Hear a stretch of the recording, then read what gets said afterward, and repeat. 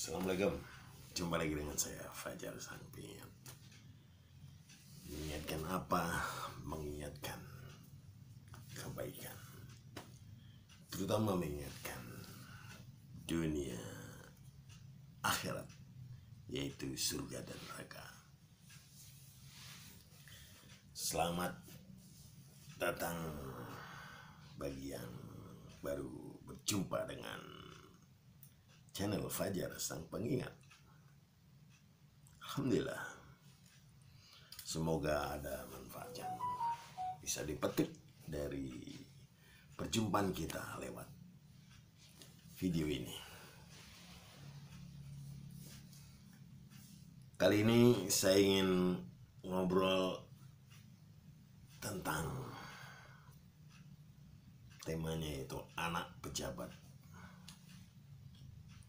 Saya ingat dulu orang tua saya, bapak saya, bilang begini ketika melihat ada pejabat yang baru dilantik oleh presiden. Beliau bilang begini, itu yang enak istri dan anak-anaknya. Saya lalu bertanya, loh enak apanya Pak? Iyalah, yang enak anaknya. Ketika ada, misalnya ya, ada seorang diangkat menjadi menteri oleh presiden. Jadi menteri itu kan berat, dan yang menikmati kenikmatan fasilitas jabatan dari menteri itu adalah siapa? Ya, istri dan anak-anaknya. Betul? Betul? Ya. Ya, saya pikir logikanya masuk akal juga. Ya, itulah. Lalu pikiran liar saya mengatakan, wah kalau begitu enak dong jadi anak nabi, itu yang puncaknya, topnya, ya kan.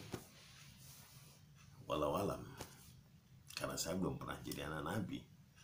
Benar atau tidaknya statement saya tadi. Tapi yang jelas dalam perjalanan hidup saya, anak saya pernah bangga minimal disebut anaknya Pak RT, karena saya pernah jadi RT, ya kan. Siapapun pernah bangga disebut anaknya pejabat, karena orang tua saya pernah punya kedudukan yang lumayan, ya setingkat dirjen lah. Bukan maksudnya mau pamer, tapi kayaknya begini. Ada orang kadang-kadang suka ini ya, berdalih atau menggampangkan. Misalnya ada anak kiai yang rajin sholat, rajin ibadah, rajin ke masjid. Orang bilang apa? Ya jelas dong, dia kan anak kiai. Ya jelas, tentu rajin lah. Bapaknya siapa dulu, ya kan? Tapi sebaliknya, coba kalau ada anak ustadz yang perilakunya nauzubillah bejat misalnya, ya kan? Itu apa kata masyarakat?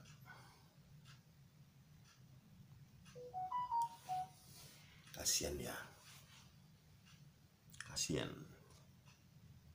Ujung-ujungnya bapaknya si ustadz, anaknya kok begitu.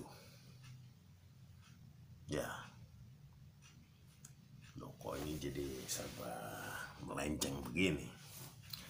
Pokoknya pada intinya, anak pejabat itu anak siapapun, orang pembesar, anak kiai, punya tanggung jawab yang tidak kecil. Tanggung jawabnya besar. Yang paling top adalah anak presiden. Ya kan? Siapa dia? Anak presiden. Wah, mantap. Siapa dia? Anaknya panglima. Wah. Ini panggilan-panggilan apa? Bukan panggilan ya, istilahnya sebutan-sebutan yang membanggakan anak tersebut. Ya kan? Kita yang mendengar ada yang mengatakan, wih, dia anaknya kasat atau kasau, atau dia anaknya kiai. Mantap, mantap. Tapi ya memang godaannya berat menjadi anak orang ternama. Anak orang ternama membawa nama besar orang tuanya. Beban psikologis juga. Makanya hidup di dunia ini nggak ringan, nggak gampang. Saling membanding-bandingkan itu biasa. Nah, sekarang kalau pertanyaan, kalau kita ini bukan siapa-siapa, bukan anaknya siapa, lalu mau apa? Tetaplah jalani hidup ini. Jangan lalu kita murung. Ya kan? Jalani hidup ini. Toh banyak juga kita lihat video-video orang yang bukan siapa-siapa, anaknya orang yang bukan punya jabatan, sekarang bisa hebat. Sekarang jadi orang hebat. Jadi intinya adalah keberanian, kemampuan, keyakinan, kapabilitas, kecerdasan yang bisa membuat hidup kita makin punya makna.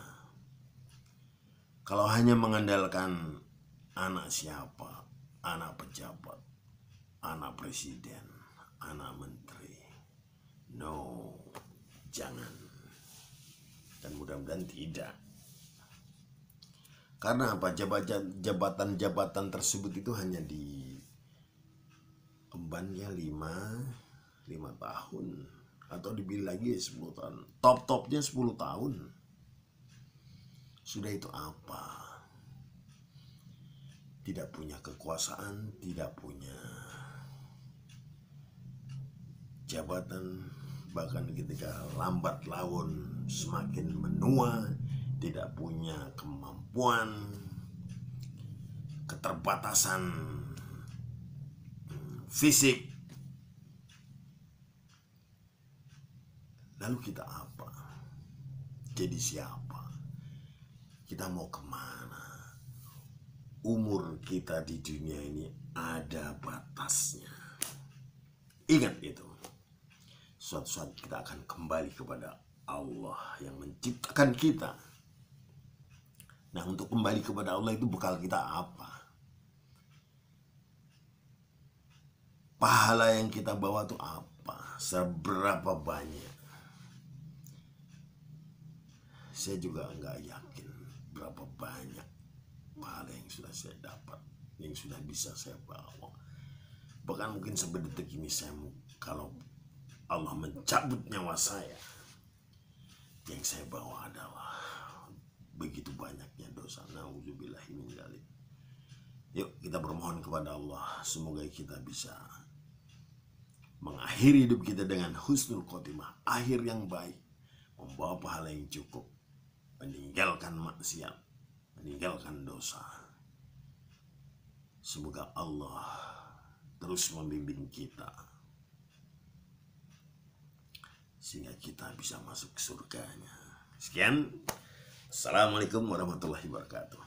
Semoga bermanfaat. Jangan lupa subscribe bagi yang belum subscribe, like, komen, dan share. Bagikan kepada teman-teman Anda yang perlu tahu